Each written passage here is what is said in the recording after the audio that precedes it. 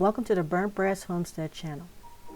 These are organic mung beans I purchased in bulk from an Amish store for an extremely reasonable price back in 2019. In this video, I will share with you how I make bean sprouts. Sprouts are a great way to eat fresh foods, especially during the winter when growing fresh vegetables can be difficult. And it requires minimal space and water for such a healthy food. And on top of that, it takes less than a week to create this nutritiously packed food. I added enough water to cover the 1 tablespoon of seed. I then covered the jar with cheesecloth to keep bugs and foreign objects out, but any clean, breathable material will do.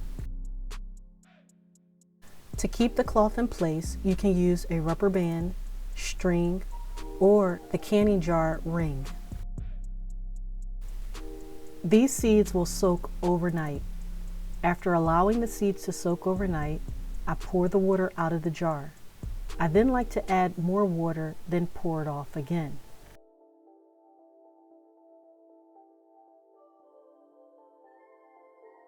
This is day 2 after the initial mung bean seed soaking.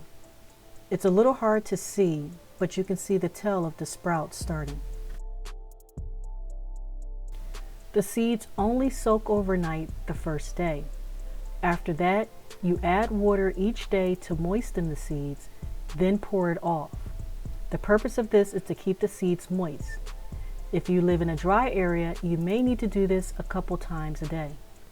The first time you attempt to sprout mung beans, you may be tempted to add more than 1 tablespoon of seeds. Don't do that. 1 tablespoon does not seem like a lot, but when the seeds start to sprout, it will fill up the pint-sized jar around the 7th day. And just like the day before, I add some water to moisten the seeds, and then I pour all of the water out.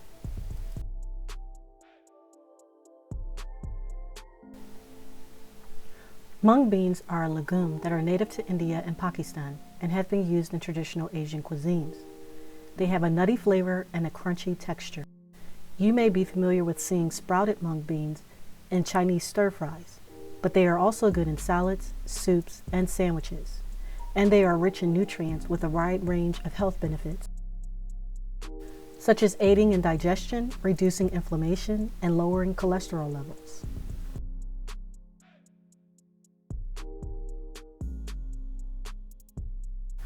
Day 6 or 7 is when I like to start eating the sprouts. I continue to add water each day and pour it off for any remaining sprouts in the jar. If there are any sprouts left after day 9, I transfer it to a plastic bag and put it in the refrigerator. But they only keep in the refrigerator for 3 or 4 days with that same freshness. I like to eat a lot of homemade ramen soup during the winter, so I like to keep a fresh batch of sprouts going. Depending on how large your family is, you may want to start with 2 tablespoons of mung bean seeds in a quart-sized jar. If you like ramen noodle, check out my video, How to Make Ramen Noodles from Scratch. Once you eat your own fresh ramen noodle, you may never go back to the dry packs of ramen noodle again. And here are some of the ways I add sprouts to my meals. I hope that you have enjoyed this video. Please like, share, and subscribe to help this small channel grow.